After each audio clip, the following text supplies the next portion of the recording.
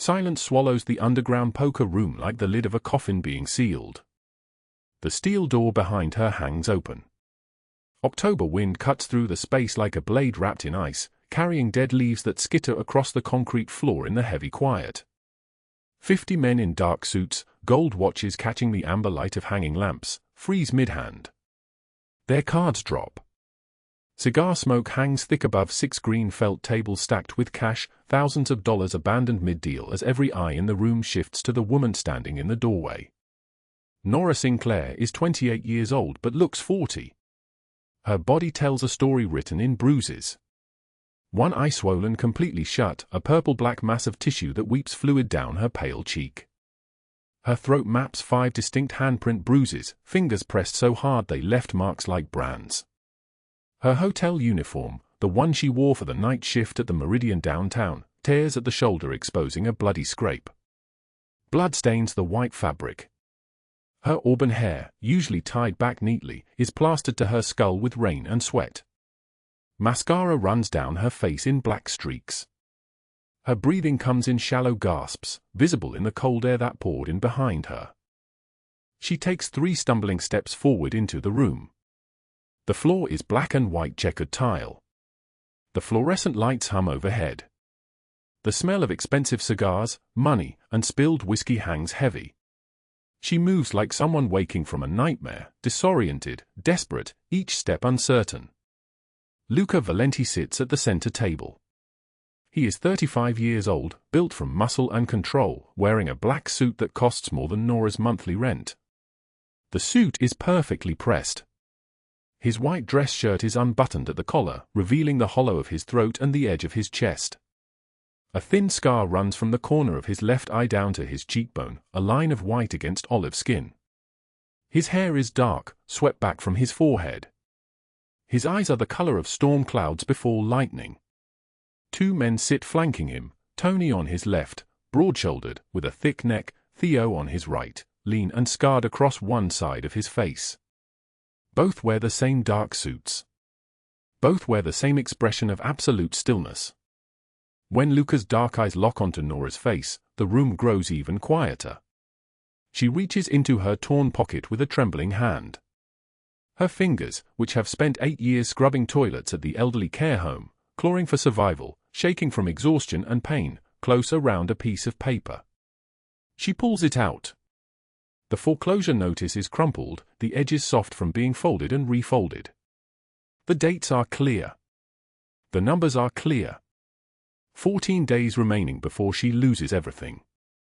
Douglas Hale steps out from behind her.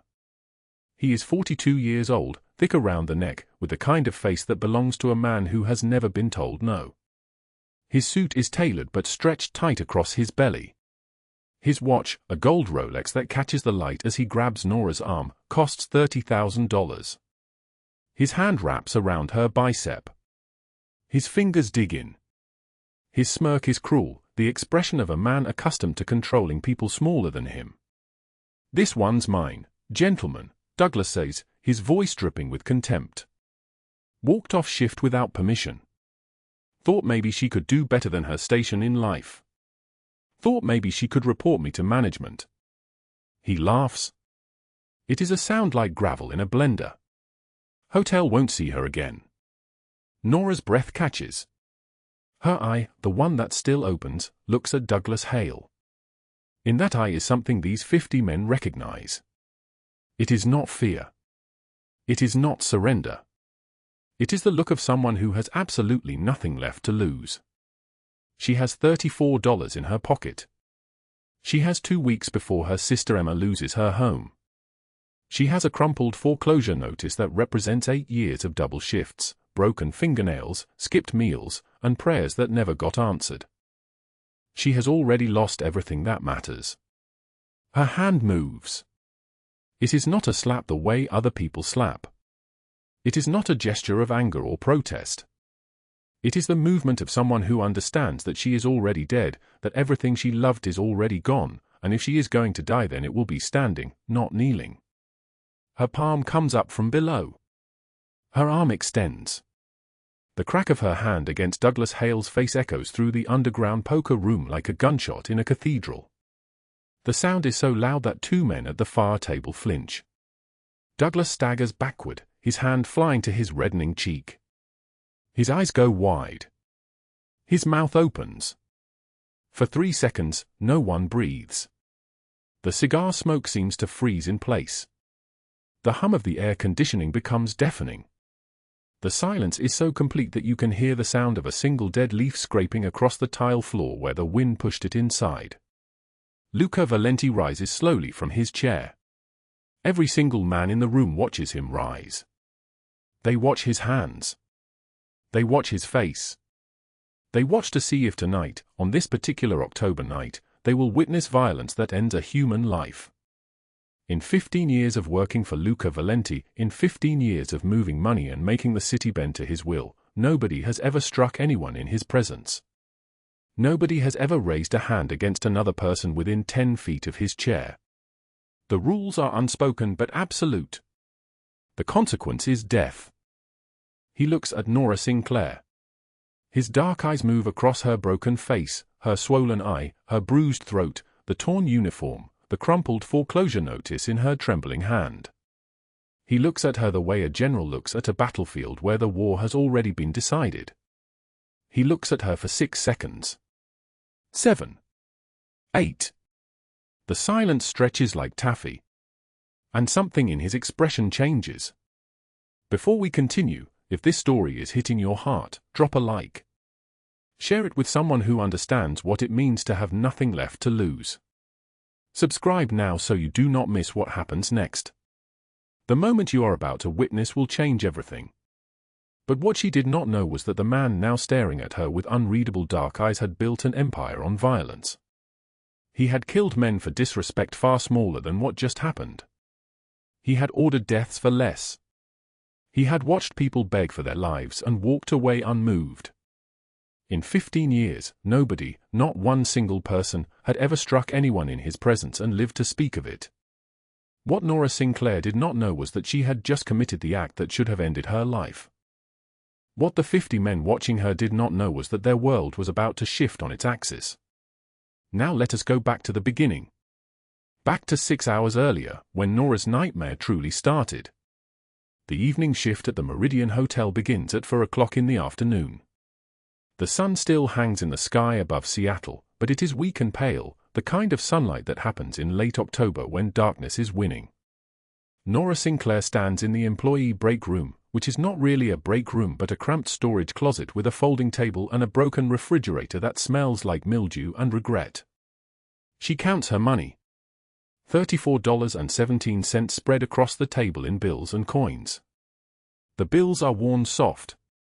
One of them is torn on the edge. She arranges them carefully, counting again though she already knows the total. 34. 17. That is all she has left in the world. Her shift uniform is already on, the white blouse, the black skirt, the hotel name tag that reads Nora in generic white letters. Her shoes are worn through at the heel. The stockings she wears have a run in the left leg starting at the knee. She cannot afford new stockings. She cannot afford anything. The break room has one small window. Through it, she can see the Seattle skyline in the distance, the Space Needle rising like a needle of light against the dimming sky.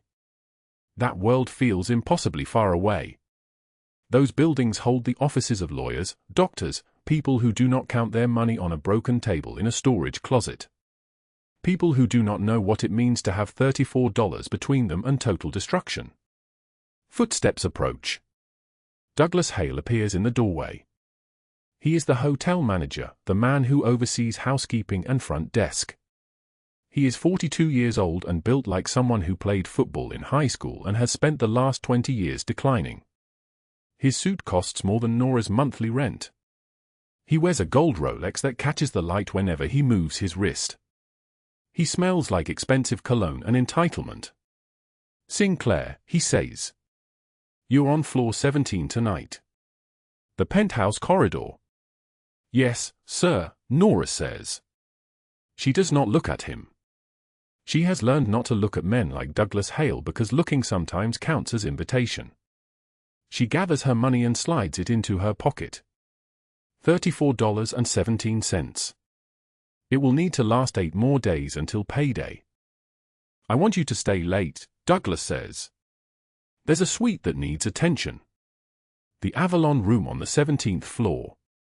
They checked out this morning and left it in a disaster. I need it cleaned before 11. Nora nods. Extra hours mean extra money. Extra money means Emma might make it to her next doctor's appointment. The surgery her sister needs, the surgery that costs $47,000, is scheduled for 3 weeks from now if they can save enough. If Nora can work enough double shifts. If nothing else breaks. Of course, sir, she says. Douglas leans against the door frame. His hand, the one with the gold watch, reaches into his jacket pocket and pulls out a flask. He unscrews the cap and drinks without offering her any. His eyes move across her body in a way that makes her skin feel like it is crawling with insects. You know, he says, you're not bad looking when you don't have that exhausted look all the time. When was the last time you had a day off? I don't remember, sir. You should take better care of yourself. A woman your age should be able to do better than housekeeping. Unless you're not trying hard enough. Nora does not respond. She has heard this before. She has heard many variations on this theme, that her poverty is a reflection of her effort, that she is poor because she is lazy or stupid or not trying hard enough. She has stopped arguing with it. The words bounce off her now without landing. Douglas takes another drink from his flask. His eyes grow softer, less focused. She has seen this look before too. Tell you what, he says. You come by my office after you finish the Avalon room. Around 10:30. I could have something for you. A bonus. Maybe a little more than what the hotel pays. You interested? The words hang in the air between them like poison gas. Nora feels something cold slide down her spine. She knows what he is offering. She has heard rumors in the break room, whispered conversations between the older housekeeping staff about Douglas and the women who worked late shifts. She knows what accepting a bonus would mean. I have to finish my shift, sir. I won't have time. You'll make time, Douglas says. His voice has changed. It has lost the slickness and taken on an edge like a blade. You're not in a position to say no to me, Sinclair. You understand that? I write your schedule. I write your performance reviews. I can make your life very easy or very difficult. He steps closer. Nora steps backward until her legs hit the folding table. Her heart is moving very fast now. The fluorescent light overhead hums a high, cruel sound. The Avalon room can wait until morning, Douglas says. You're coming to my office. No, Nora says. The word comes out very quietly. Like a prayer. Like a whisper in the dark. Douglas's face changes. His hand reaches out. It closes around her arm. His fingers dig in. His voice drops to something that sounds almost gentle, which somehow makes it more terrifying. You're going to come, he says, because if you don't, I'm going to tell the hotel that you were stealing from guests. I've got inventory sheets that say $3,000 in gift cards went missing from the 17th floor last month. I've been saving them just in case you decided to be difficult. You understand me? Her arm throbs where his fingers dig in. I wasn't stealing, she says. Doesn't matter, Douglas says. Nobody will believe you. This is the moment when Nora Sinclair understands that she has run out of time. That the life she has been trying to hold together with her fingernails and her will is about to collapse. That she cannot keep running. That something in her is about to break in a way that cannot be put back together. She does the only thing she can think to do. She screams. The rain starts at exactly 7:02 in the evening. October rain in Seattle, cold and relentless, hammering down on the pavement, drumming on the roofs of cars, washing the city clean of all its pretenses. By the time Nora makes it out of the Meridian Hotel and into the street, she is soaked through. Her uniform clings to her skin. Her hair hangs in wet ropes down her back. She ran. When security came to the break room in response to her scream, when they found Douglas with his hand still gripping her arm and his face flushed with rage and embarrassment, she ran. She didn't collect her coat. She didn't punch out properly. She just ran through the corridors and down the service stairs and out through the loading dock into the October night. Now her car is 3 miles away in the employee parking lot. The bus station is half a mile, but the last bus already left. She has $34.17 and a phone with 8% battery and no place to go that is safe. The foreclosure notice in her pocket feels heavier than it did this morning. She walks. The streets of Seattle blur through the rain. The Space Needle vanishes behind clouds. The buildings tower above her like monuments to a world she will never be part of. She walks because walking is what she knows how to do, because she has been walking her entire life toward something that keeps moving just out of reach. She does not see the black SUV until it pulls alongside her. The window rolls down. A man's voice comes from inside, low and measured and utterly calm. "You're not dressed for this weather." Nora keeps walking. The SUV matches her pace. The passenger window rolls down this time. There are 2 men inside, both wearing dark suits, both watching her with expressions that suggest they have seen many things but very few as broken as the woman walking in the rain. "Get in," the passenger says. "No," Nora says. "You're going to collapse if you keep walking. Temperature is dropping. You've got injuries you probably don't realize yet. Get in the vehicle." She does not get in the vehicle. She walks faster. But her body is starting to shake now. Not from the cold, well, not only from the cold. From shock. From the understanding of what Douglas tried to do. From the reality of her $34.17 and her collapsing life. The SUV does not drive away. Instead, a second black SUV appears, pulling in front of her, blocking her path. 3 men emerge wearing dark suits that cost more than her monthly rent.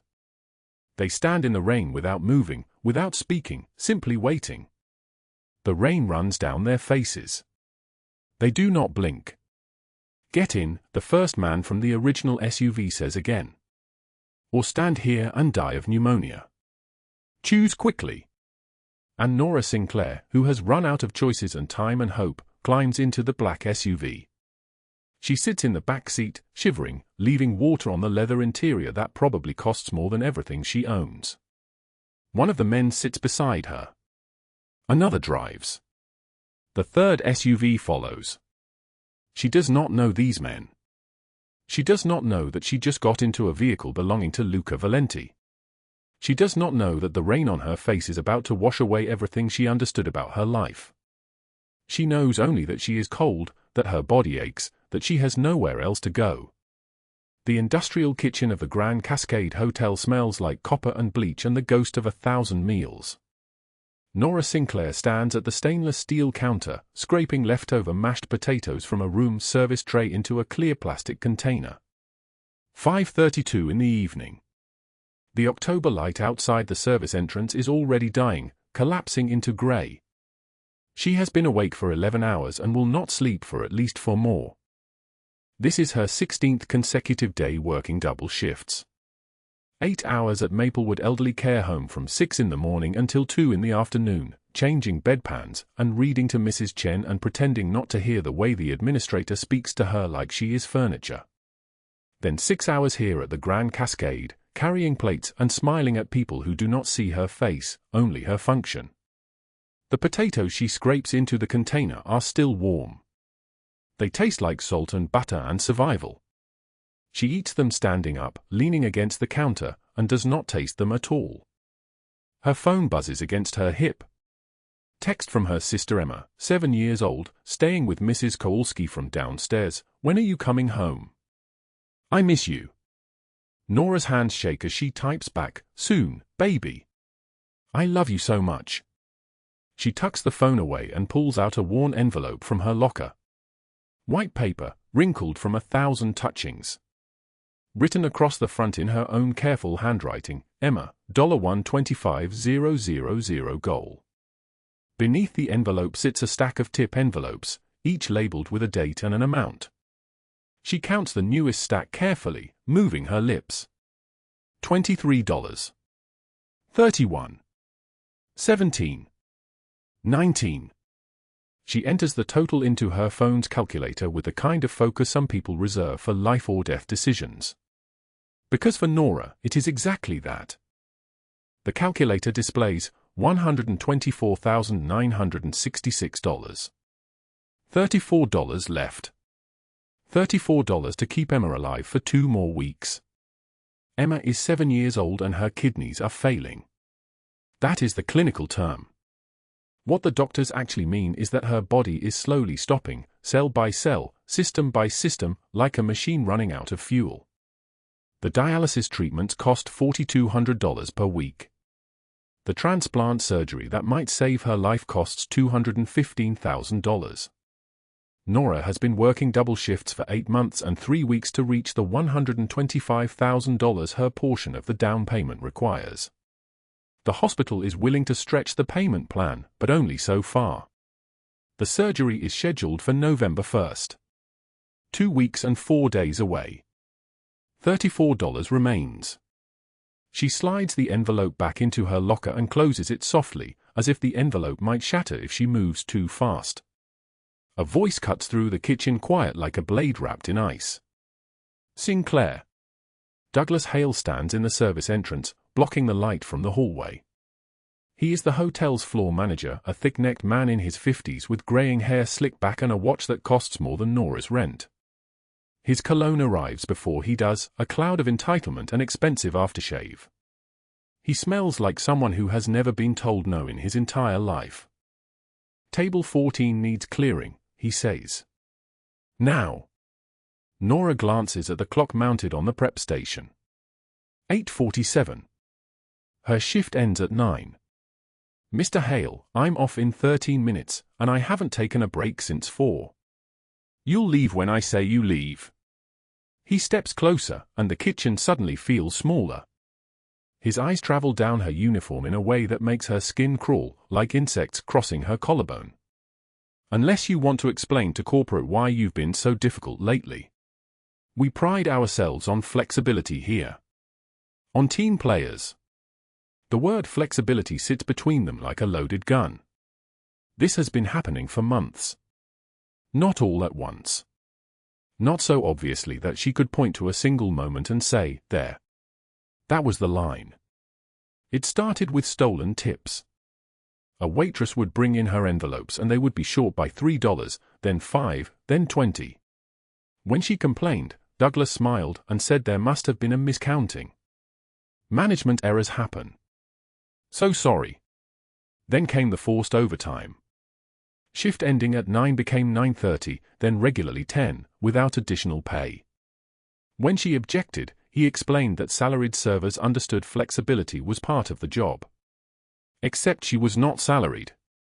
She made minimum wage plus tips, which meant every minute she stayed past her shift without pay was money stolen from Emma.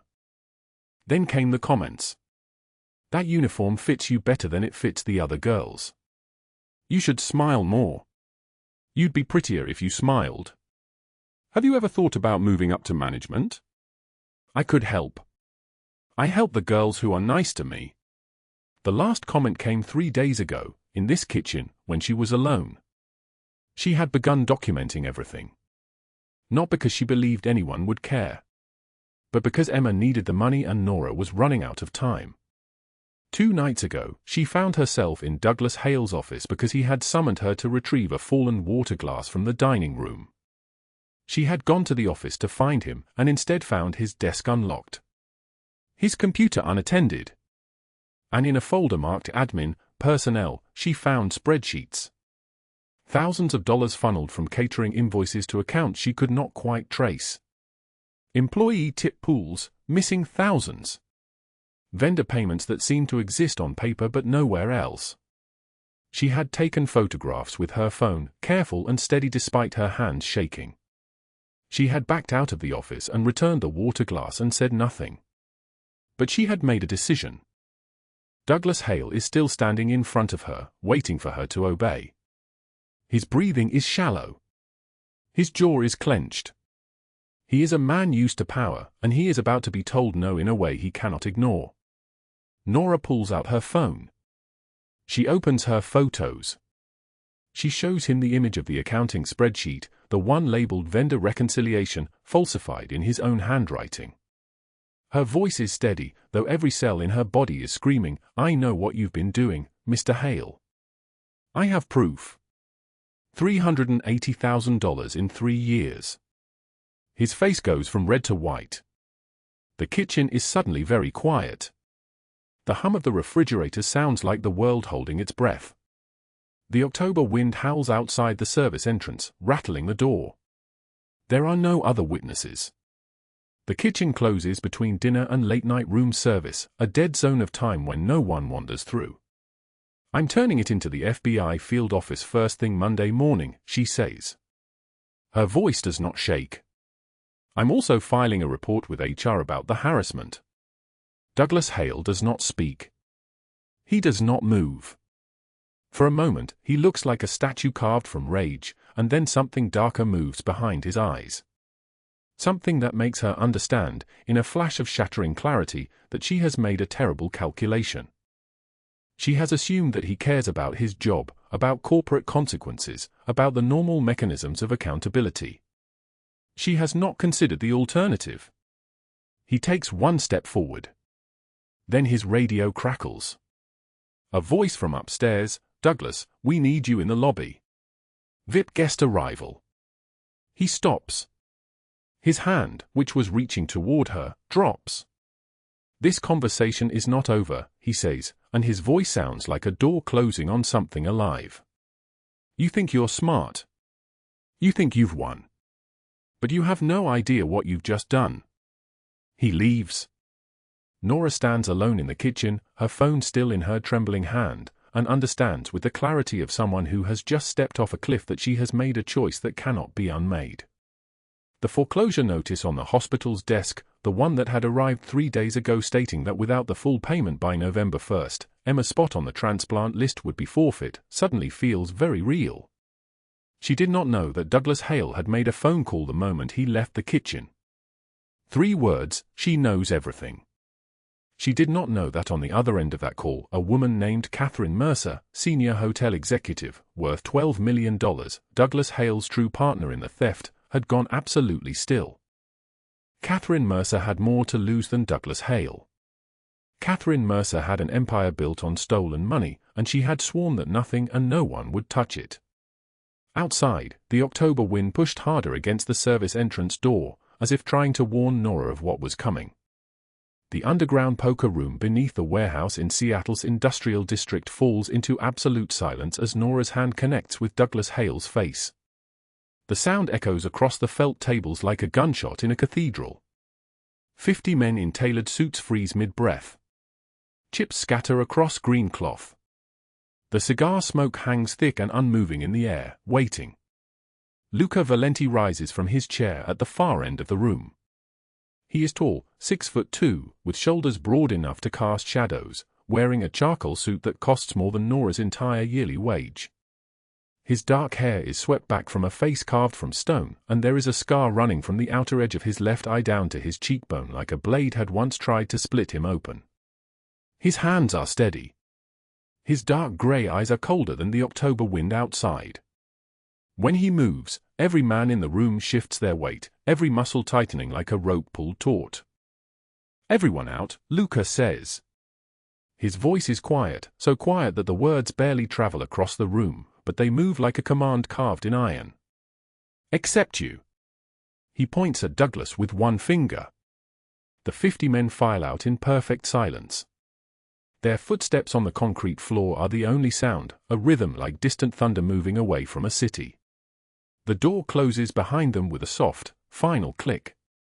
Only 5 people remain: Luca Valenti, Tony, Theo, Douglas Hale, and Nora Sinclair, who is swaying on her feet as if her body might collapse into itself at any moment. Luca walks toward her. Not fast. Not slow. Each step is deliberate, measured, a general surveying a battlefield he has already won. When he reaches her, he simply says, "Sit." Nora collapses into the nearest chair at the poker table. Her breath comes in short, painful gasps. Her left eye is swollen completely shut now, the socket throbbing with each heartbeat. Blood is still dripping from her split lip onto her torn uniform. Luca nods to Theo, who moves silently to a cabinet in the corner and returns with a first aid kit. Luca opens it himself. He pulls out sterile gauze, antiseptic, bandaging tape. Then, with hands that have signed death sentences, he begins to clean the blood from her face. His touch is gentle, almost careful, like he is handling something precious and breakable. He dabs the gauze across her cheekbone. He tilts her chin upward to examine the damage to her eye socket. He works in complete silence, and the only sound in the room is her breathing, shallow, terrified, the breathing of a small animal that has been cornered. Douglas Hale begins backing toward the door. "You move," Tony says quietly, "and I shoot you in the knee." "Sit." Douglas sits. His hands are shaking so badly that he has to grip the edge of the table to keep them still. Luca continues his work. He is examining her injuries with the precision of a surgeon, his jaw tight, a muscle jumping near his temple. When he finishes bandaging her eye, he steps back. "Tell me what happened," he says. "Everything." Nora's voice comes out in pieces, fractured like broken glass. She tells him about Emma. She is 7 years old. Diagnosed at 5 with a rare cardiac condition, the kind that requires specialized treatment at a facility that costs $125,000 for the 2-year program. She explains the work. 6 in the morning until 2 in the afternoon at Maplewood Elderly Care Home, wiping floors, feeding patients who cannot feed themselves, for $16 an hour. Then 3 in the afternoon until 9 at night at the Grand Cascade Hotel, where she carries drinks and clears tables for $14 an hour, and the tips are never enough. Every single dollar went into a savings account dedicated to Emma's treatment. She ate leftover food from patient trays so she could save money. She wore the same 3 uniforms, washing them each night in the sink of her apartment. She counted every penny. For 3 years, she saved $125,000. Nora's shaking hand reaches into her uniform pocket and pulls out a piece of paper so crumpled that it looks like it has been clutched in a fist 1,000 times. The foreclosure notice. The words blur as she holds it out, but they are clear enough. Catherine Mercer, senior executive at the Grand Cascade Hotel, worth $12 million, has used her banking connections to seize the entire account. She claims Nora owes a fabricated debt, payment for previous medical care. None of it is true. "She did this 2 weeks ago," Nora whispers. "I have 14 days. 14 days before they foreclose on Emma's placement and she loses everything. The facility will reassign her bed to another patient. There is no waiting list. There is no second chance. She will just disappear into the system." Her voice cracks. "I threatened to report Douglas to the FBI. He has stolen $380,000 from employees over 3 years. I told him I would provide evidence. So he did this." She touches her swollen eye. "And he said if I report anything, Catherine will use her connections at social services to put Emma in the foster care system. To separate us. To make sure I can never find her again." The room is silent except for the sound of rain beginning to hammer against the warehouse windows above them. Tap, tap, tap, tap, like fingers drumming on glass, like the seconds counting down toward catastrophe. Luca is silent for a very long moment. Then he turns to face Douglas. "Stand up," he says. Douglas stands. His legs are shaking so badly he can barely maintain balance. Luca walks to him. Slowly. When he reaches him, he does not raise his voice. He does not need to. "You steal from people who have nothing. You beat a woman half to death. You threaten a 7-year-old child." Douglas tries to speak. "Mr. Valenti, I can pay." Luca raises one hand, and Douglas's voice dies like it was cut by a blade. "I grew up in South Seattle," Luca says quietly. 1 room. My father used his fists as his language. He had nothing else to teach me. I was 8 years old the first time I understood that the world is full of men exactly like you. Cowards. Men who hurt people weaker than them because it makes them feel like they are powerful. Like they are not the nothing they actually are. He steps closer. I made a vow at 12 years old. No child would suffer the way I suffered. That vow has guided every decision I have made since. He turns back to Nora, who is watching him with her one working eye, trying to understand what is happening in this moment. In 15 years, Tony has never seen him sit beside anyone like this. In 15 years, Theo has never heard him speak about his childhood to a stranger. In 15 years, the hierarchy of the underworld has been clear. The boss is a god, untouchable, inhuman. And gods do not bandage the wounds of broken women in underground poker rooms. But Luca Valenti is doing exactly that.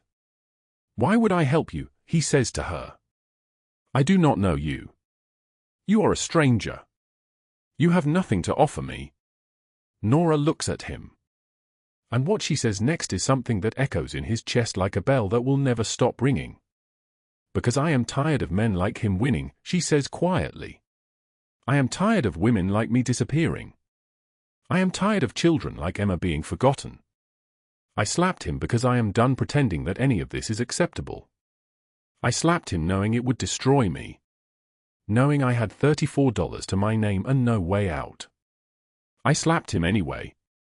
Because some things matter more than surviving. Something shifts in Luca's dark eyes. Something cold and dangerous and utterly unexpected stirs in his chest, like a storm beginning to gather on a distant horizon. He reaches into his jacket and pulls out a phone. He dials a number. Marco, he says. I need a full background on Catherine Mercer. Senior executive at the Grand Cascade Hotel in Seattle. Bank records, property records, communication records, email servers, cryptocurrency wallets, everything. And Douglas Hale, floor manager at the same location. I need it in 6 hours. Yes. All of it. Move. He hangs up. You are going to the hospital, Luca says to Nora. Tony will take you. You will receive treatment for your injuries. Then you will be moved to a safe location. Somewhere he cannot reach you.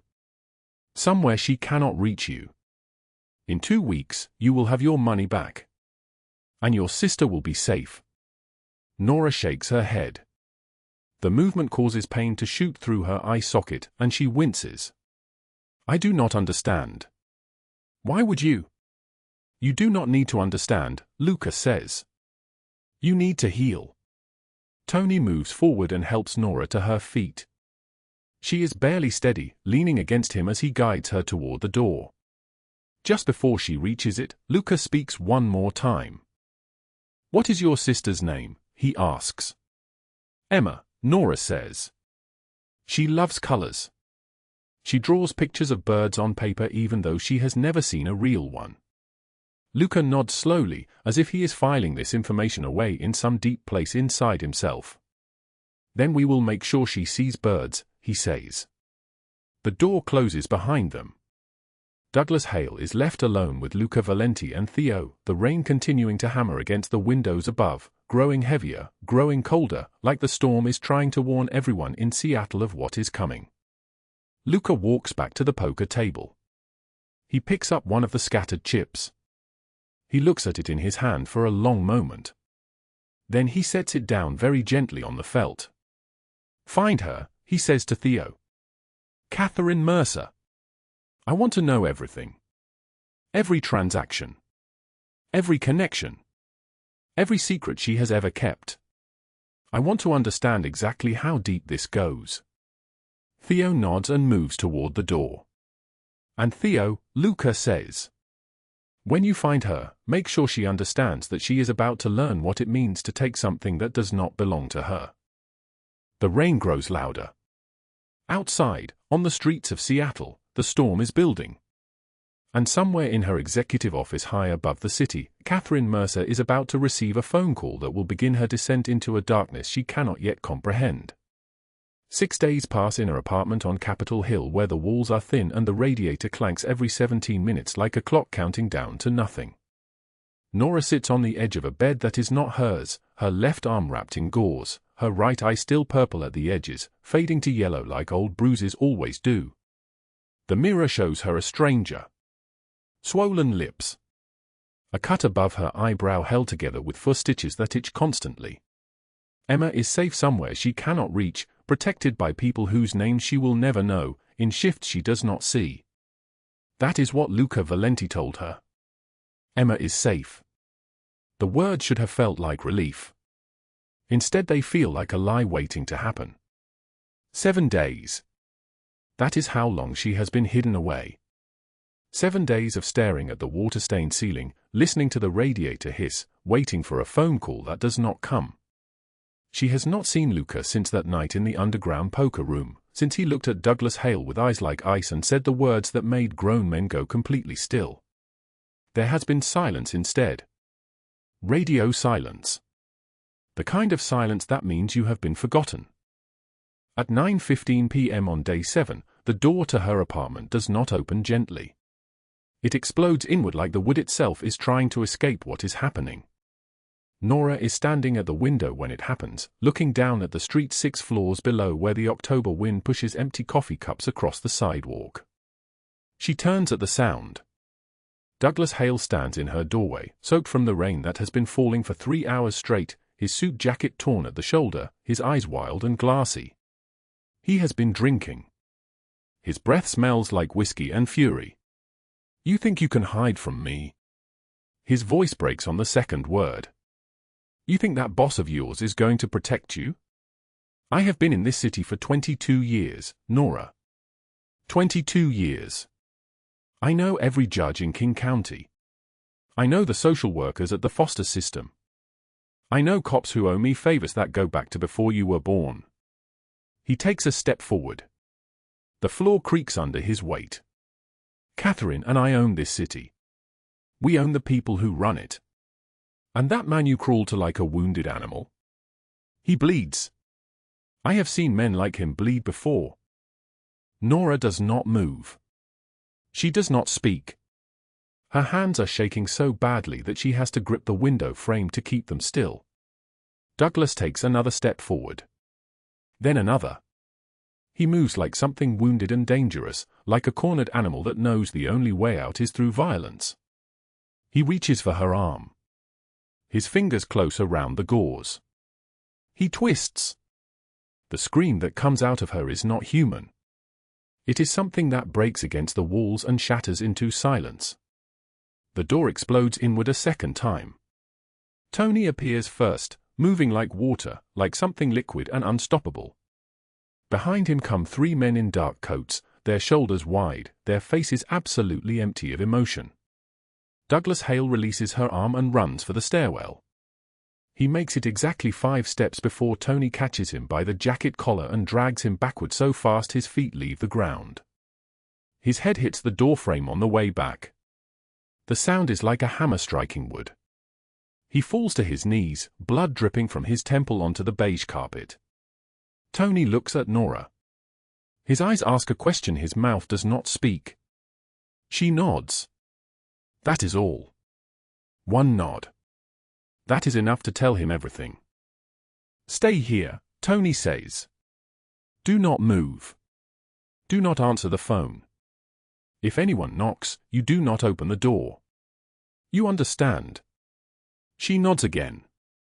The 3 men take Douglas by the arms, lift him to his feet despite his screaming protests, and carry him toward the stairwell. His voice echoes down the concrete steps, a man made entirely of fear now, a man who finally understands that monsters are real and they know where he lives. 10 minutes later, Luca Valenti walks through the apartment door. He does not knock.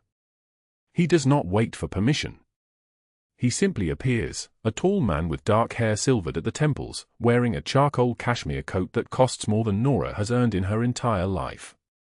His eyes go to her arm immediately. The fresh bruising is already blooming through the new gauze, purple and angry. Then his eyes go to her face. To the split lip. to the fear that has not yet left her expression. His face shows nothing. It never shows anything.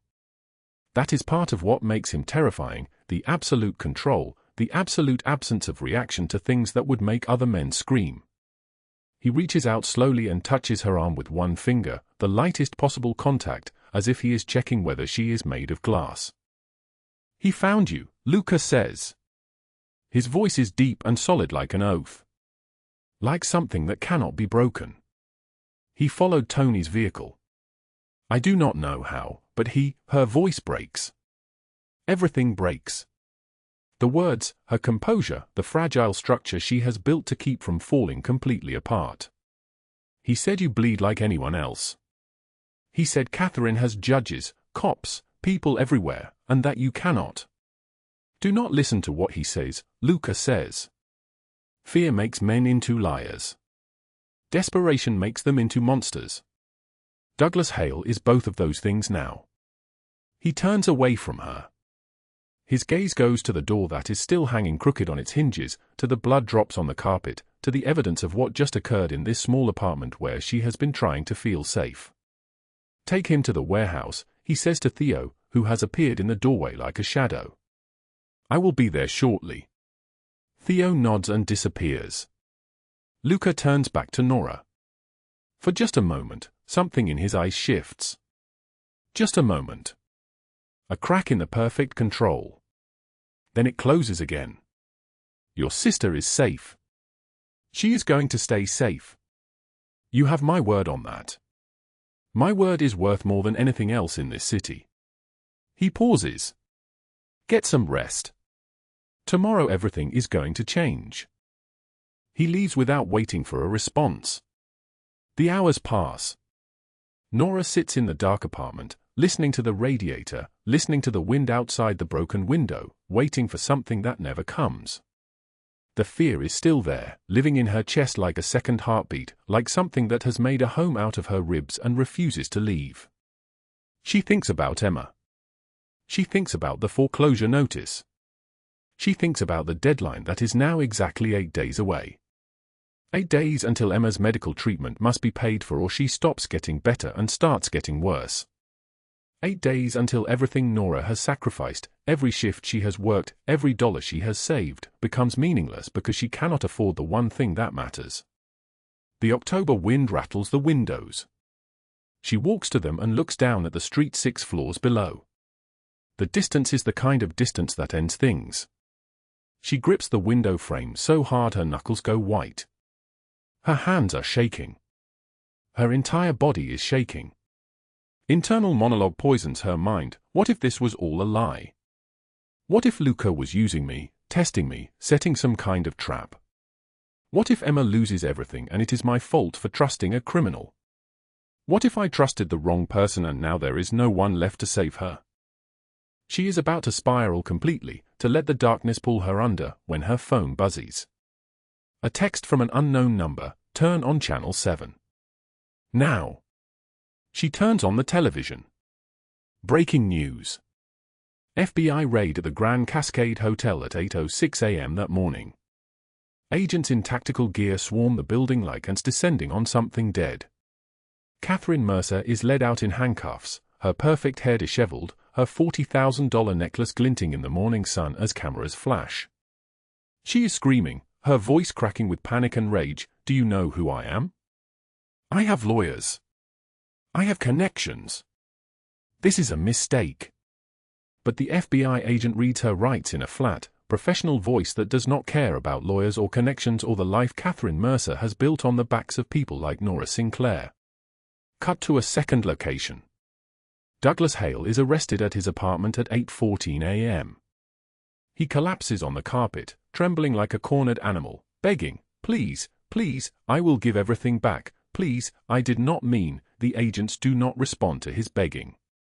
They simply place the handcuffs on his wrists and lead him away, and his voice fades as they take him down the stairs, down and down and down until he disappears completely. The news anchor reports with a calm that sounds like victory. Federal charges include fraud, embezzlement, money laundering, and racketeering. Bank records indicate transactions totaling approximately $1.2 million over the past 3 years.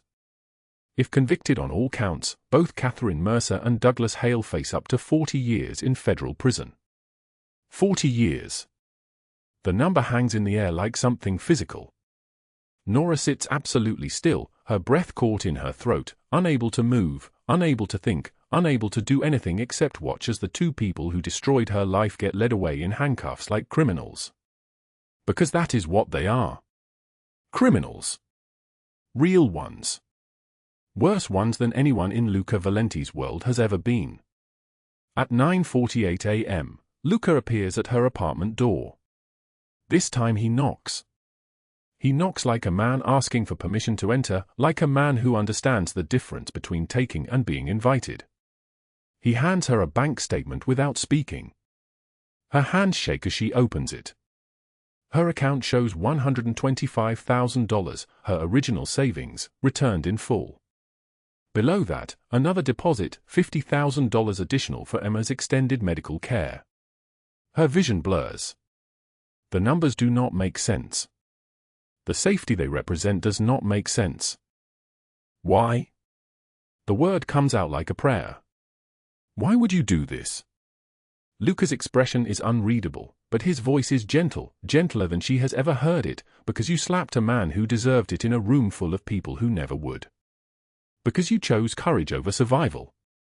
Because someone should have chosen for you a long time ago, and no one did. So I am choosing now. He turns to leave. She reaches for his arm. Wait, she says. Will I see you again? Luca does not answer.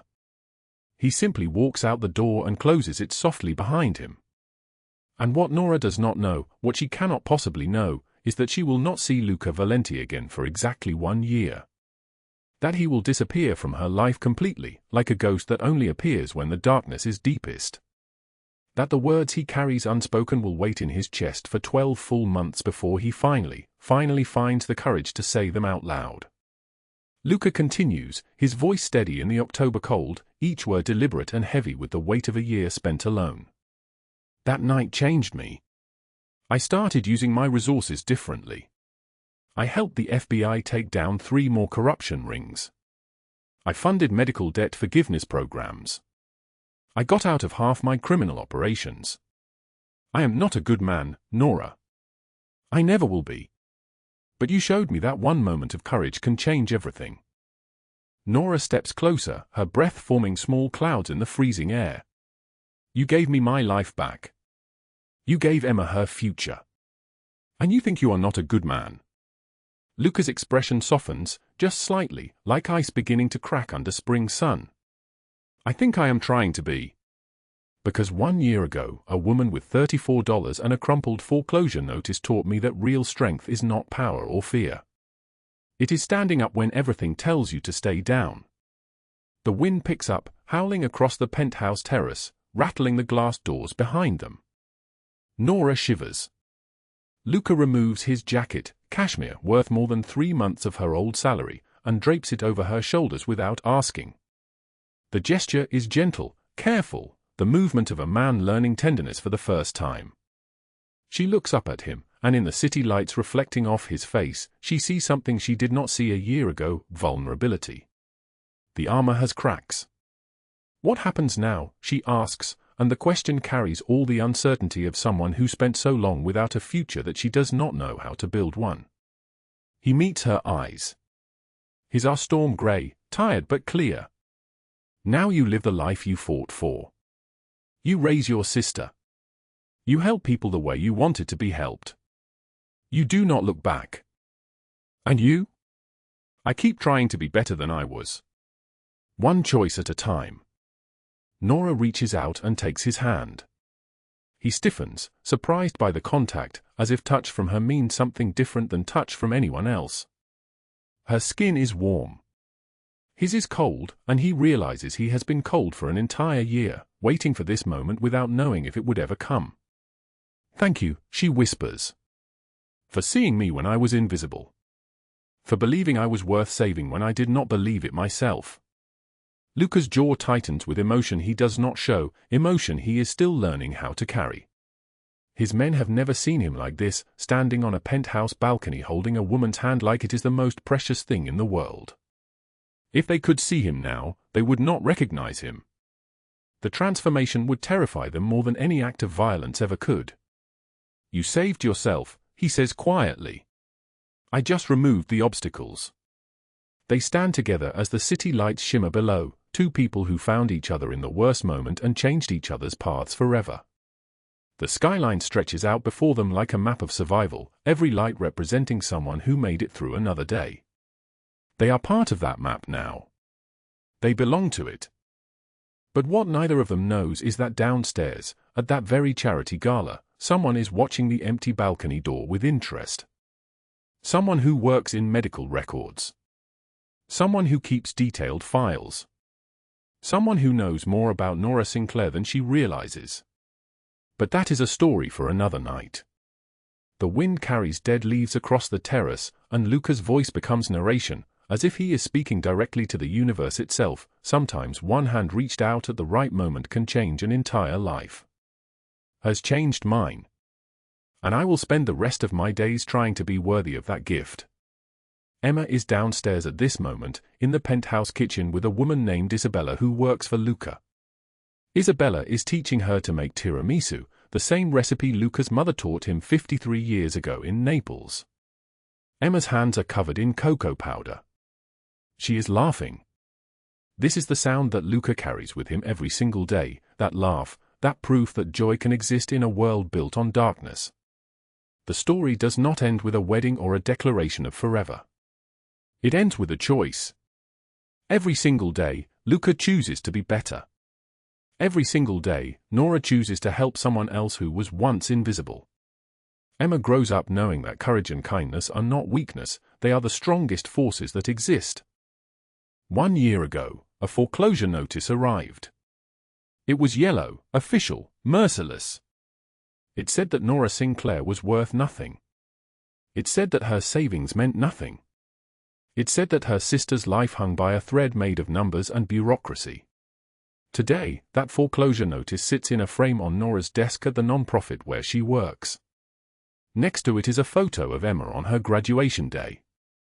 And next to that is a donation receipt for the medical debt forgiveness program that has helped 743 families since its inception.